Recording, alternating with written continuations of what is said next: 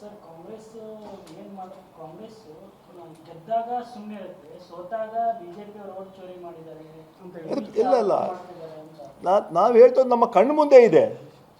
ಶೃಂಗೇರಿ ವಿಚಾರದಲ್ಲಿ ನಾನು ಇವಾಗಲೇ ಹೇಳಿದೆ, ಬ್ಯಾಲೆಟ್ ಪೇಪರ್ನ ಸಿಂಧು ಅಸಿಂಧು ಅಂತ ಹೇಳ್ಬಿಟ್ಟು ನೀವು ಎಲ್ಲ ಕಡೆ ನೀವು ಕೌಂಟಿಂಗ್ ಹೋಗೇ ಇರ್ತೀರ, ನೀವು ನೋಡಿದ್ದೀರ. ನೀವು ಈಗ ಓಪನ್ ಮಾಡ್ತಾರೆ, ಎಲ್ಲ ಏಜೆಂಟ್ ತೋರಿಸ್ತಾರೆ, ಇದು ಸಿಂಧು ಆಗಿದೆಯಾ ಅಸಿಂಧು ಆಗಿದೆಯಾ ಅಂತ ತೋರಿಸ್ತಾರೆ. ಎಲ್ಲರ ಮುಂದೆ 5 ಎಲ್ಲ ಪಕ್ಷದ ಏಜೆಂಟ್ಗಳನ್ನ ಎಸ್ ಅಂತ ಹೇಳಿದ್ಮೇಲೆ ಅದು ಸಿಂಧು ಒಂದು ಇರುತ್ತೆ, ಅಸಿಂಧು ಒಂದು ಇರುತ್ತೆ. ಸಿಂಧು ಜಾಗದಲ್ಲಿ ಅದನ್ನು ಹಾಕ್ತಾರೆ. ಆವಾಗ ಸರಿ ಇದ್ದವರು ಇವಾಗ ಹೇಗೆ ಅದು ಬದಲಾವಣೆ ಆಗತ್ತೆ? ಈಗ ಆ ಟೈಮಲ್ಲಿ ಕೌಂಟಿಂಗ್ ಸರಿಯಾಗಿಲ್ಲ ಅನ್ನೋದನ್ನೇ ಮುಖ್ಯವಾದ ಇದನ್ನ ಇಟ್ಕೊಂಡು ಹೈಕೋರ್ಟ್ಗೆ ಹೋಗಿದ್ದು. ಅಲ್ಲ ಅವರು ಚುನಾವಣಾ ಏನು ಮತ ಎಣಿಕೆಗಳಾಗಿದೆ ಅದರಲ್ಲಿ ಅವ್ಯವಹಾರ ಆಗಿದೆ ಅನ್ನೋದನ್ನೇ ಅವ್ರು ಮೇನ್ ಆಗಿ ಇಟ್ಕೊಂಡು ಹೈಕೋರ್ಟ್ಗೆ ಹೋಗಿದ್ದು. ಅದನ್ನ ಮಾನ್ಯ ಮಾಡಿ ಹೈಕೋರ್ಟ್ ಮತ್ತೊಮ್ಮೆ ಮಾಡಿ ಅಂತ ಹೇಳಿತ್ತು. ಸೊ ಅವ್ರದ್ದು ಅಪೀಲ್ ಇದ್ದಿದ್ದೇ ಅದು. ಅಲ್ಲ ಹಾಗಾದ್ರೆ 150 ಓಟ್ ಇವ್ರದ್ದು ಬದಲಾವಣೆ ಆಗತ್ತೆ. ಯಾವುದು? ಅಲ್ಲ ಕೇಳಿ ಇಲ್ಲಿ, ಅಲ್ಲಲ್ಲ ನಾನು ಹೇಳೋದು ಅಲ್ಲ, 150 ಓಟು ನಮ್ಮ ಕಾಂಗ್ರೆಸ್ನವ್ರು ಬದಲಾವಣೆ ಆಗತ್ತೆ. ನೀವು ಹೇಳಿ ಅರ್ಥ ಆಯ್ತು ನನಗೆ. ನಾನು ನಿಮ್ಗೆ ಹೇಳ್ತಾ ಇರೋದು, ಈ ಕೌಂಟಿಂಗ್ ಅಲ್ಲಿ ಅವರ ಏಜೆಂಟ್ಸ್ ಇದ್ದು ಸೈನ್ ಮಾಡಿ ಕೂಡ ಹೋಗಿದ್ದಾರೆ, ಸರಿ ಇದೆ ಅಂತ. ನಾನು ಹೇಳೋದು 23ರಲ್ಲಿ ಬಿಜೆಪಿ ಸರ್ಕಾರ ಈ ಚುನಾವಣೆಯಲ್ಲಿ ಅಧಿಕಾರದಲ್ಲಿ ಇತ್ತು. ಆವಾಗಲೇ ಅಲ್ಲಲ್ಲ, ಅದನ್ನ ಕೋರ್ಟಲ್ಲಿ ನಾವು ಸಮರ್ಥನೆ ಮಾಡ್ತೀವಿ. ಅದು ಅಲ್ಲಲ್ಲ, ಫಾರೆಸ್ಟ್ರಿಗೆ ತರಿಸ್ತೀವಿ, ಆಮೇಲೆ ಪೆನ್ನಲ್ಲಿ ಯಾವ್ದು ತಿದ್ದಿದ್ದಾರೆ ಅಂತ ಅದು ಕೂಡ ಹೇಳ್ತೀವಿ ನಾವು. ಪೆನ್ ಅಲ್ಲ ಟೆಕ್ನಿಕಲ್ ಅಲ್ಲ. ನಾನೇನು ಹೇಳ್ತಾರೆ ನಿಮಗೆ, ಯಾವಾಗ ಸಿಂಧು 150 ಓಟ್ ಸಿಂಧು ಮಾಡಿದ್ದಾರೆ, ಆ ಟೈಮಲ್ಲಿ ಅವ್ರು ಬ್ಯಾಲೆಟ್ ಮತ್ತೆ ರೀಕೌಂಟಿಂಗ್ ಮಾಡ್ಬೇಕಂತ ಹೇಳಿದ್ದಾರೆ. ಆವಾಗ ಸರ್ಕಾರ ಇದ್ದದ್ದು ಭಾರತೀಯ ಜನತಾ ಪಾರ್ಟಿ ಸರ್ಕಾರ, ಆವಾಗಲೇ ಅದನ್ನು ಟ್ಯಾಂಪರ್ ಮಾಡಿದ್ದಾರೆ. ನಾನು ಹೇಳ್ತಾರೆ ನಿಮಗೆ, ಮತ್ತೊಂದು ಉಪಚುನಾವಣೆ ಎದುರಾಗ್ತಾ ಇದೆ ಸರ್. ಧಾರವಾಡಕ್ಕೆ ಟಿಕೆಟ್ ಯಾರಿಗೆ, ಆ ಕುಟುಂಬಕ್ಕೆ ಕೊಡ್ತೀರೋ ಕಾರ್ಯಕರ್ತರಿಗೆ ಕೊಡ್ತೀರೋ ಏನು ಸರ್? ಇಲ್ಲ ಅಲ್ಲಿ ಸದ್ಯಕ್ಕೆ ಅದ್ರ ಬಗ್ಗೆ ಯಾವ್ದು ಚರ್ಚೆ ಇಲ್ಲ. ಈಗ ಅಲ್ಲಿ ಗೊತ್ತಿಲ್ಲ ನಮಗೆ. ಈಗಾಗಲೇ ಅವ್ರ ಅಪೀಲ್ ಹೋಗಿರ್ಬೇಕು.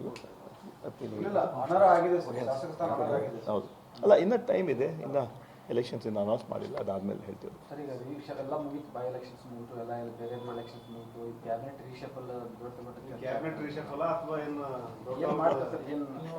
ಅಲ್ಲ ಬೇರೆ ಬಗ್ಗೆ ಏನು ಹೇಳೋಕ್ಕಾಗಲ್ಲ. ಆದಷ್ಟು ಬೇಗ ಕ್ಯಾಬಿನೆಟ್ ರಿಷಫಲ್ ಆಗತ್ತೆ ಅಂತ ವಿಶ್ವಾಸ ಹೇಳಬೇಕು. ಮುಖ್ಯಮಂತ್ರಿಗಳು ಉಪಮುಖ್ಯಮಂತ್ರಿಗಳು ಡೆಲ್ಲಿಗೆ ಹೋದ್ಮೇಲೆ ಆ ಡೇಟ್ ಯಾವಾಗ ಫಿಕ್ಸ್ ಆಗತ್ತೆ. ಒಟ್ಟಲ್ಲಿ ಮೇ ತಿಂಗಳಲ್ಲಿ ರಿಷಫಲ್ ಆಗತ್ತೆ ಅಂತ ವಿಶ್ವಾಸ ಇದೆ. ಅಂತಿಮ ಪಕ್ಷ ತೀರ್ಮಾನ ಮಾಡುತ್ತೆ.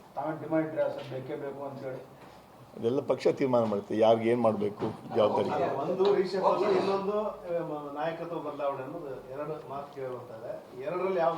ನಾಯಕತ್ವ ಬದಲಾವಣೆ ಬಗ್ಗೆ ನೀವು ಏನು ಪ್ರಶ್ನೆ ಕೇಳೋದು ನಮ್ಮ ಹತ್ರ ಯಾವುದೇ ಉತ್ತರ ಇಲ್ಲ.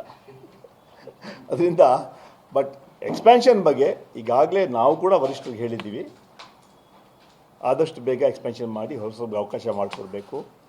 ಯಾರನ್ನ ನೀವು ತೆಗಿತೀರಾ ಅವರು ಪಕ್ಷಕ್ಕೆ ನಿಯೋಜನೆ ಮಾಡಬೇಕು. ಯಾಕಂದರೆ ಅವರು ಒಳ್ಳೆ ಕೆಲಸ ಮಾಡಿದ್ದಾರೆ, 3 ವರ್ಷ ಅವ್ರಿಗೆ ಅವಕಾಶ ಸಿಕ್ಕಿದೆ, ಮಂತ್ರಿಯಾಗಿ ಒಳ್ಳೆ ಕೆಲಸ ಮಾಡಿದ್ದಾರೆ. ಇನ್ನು ಚುನಾವಣೆಗೆ 2028 ಚುನಾವಣೆಗೆ ಆ ಎಕ್ಸ್ಪೀರಿಯನ್ಸ್ ಲೀಡರ್ ಕೂಡ ಪಕ್ಷಕ್ಕೆ ಬೇಕಾಗಿದೆ. ಹೊಸಬರಿಗೆ ಅವಕಾಶ ಮಾಡಿಕೊಡಿ ಅಂತ ಈಗಾಗಲೇ ನಾವು ಕೂಡ ಹೇಳಿದ್ದೀವಿ, ಒತ್ತಾಯ ಕೂಡ ಮಾಡಿದ್ವಿ, ಚರ್ಚೆ ನಡೀತಾ ಇದೆ. ಅಂತಿಮವಾಗಿ ಪಾರ್ಟಿ ಹೈಕಮಾಂಡ್, ಮುಖ್ಯಮಂತ್ರಿಗಳು ಮತ್ತು KPC ಅಧ್ಯಕ್ಷರು DK ಶಿವಕುಮಾರ್ ಅವರು, ಸಿದ್ದರಾಮಯ್ಯ ಅವರು ಚರ್ಚೆ ಮಾಡಿ ಅದನ್ನು ತೀರ್ಮಾನ ತಗೊಳ್ತಾರೆ. ಕ್ಯಾಬಿನೆಟ್ ಎಕ್ಸ್ಪೆನ್ಷನ್ ಬಗ್ಗೆ ಆದಷ್ಟು ಬೇಗ ಆಗತ್ತೆ ಅಂತ ಅಷ್ಟು ಮಾತ್ರ ವಿಶ್ವಾಸ.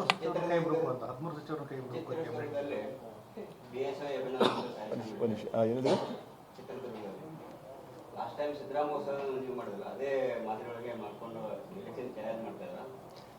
ಅದೊಂದು ಅವರ ಪಕ್ಷದ ಕಾರ್ಯಕ್ರಮ. BJP ಅವ್ರು ಮಾಡ್ಬೋದು, JDS ಮಾಡ್ಬೋದು, ಅದು ಅವರ ಕಾರ್ಯಕ್ರಮ ಮಾಡ್ಕೊಳ್ತಾರೆ. ಅದಕ್ಕೆ ರಿಯಾಕ್ಟ್ ಮಾಡೋದನ್ನು ಅರ್ಥ ಇರಲ್ಲ. ನೀವೇನು ಹೇಳಿದ್ರಿ? ಅಲ್ಲ, ಅದ್ರ ಬಗ್ಗೆ ತೀರ್ಮಾನ AICC ಮತ್ತು chief minister DCM deputy chief ತೀರ್ಮಾನ ಮಾಡ್ತಾರೆ. ಅಂದರೆ ಒಟ್ಟಾರೆ ನಾವು ಕ್ಯಾಬಿನೆಟ್ ಎಕ್ಸ್ಪೆನ್ಷನ್ ಅಂತೂ ಆಗತ್ತೆ, ಅಷ್ಟು ಅಂತ ಹೇಳಬಲ್ಲ.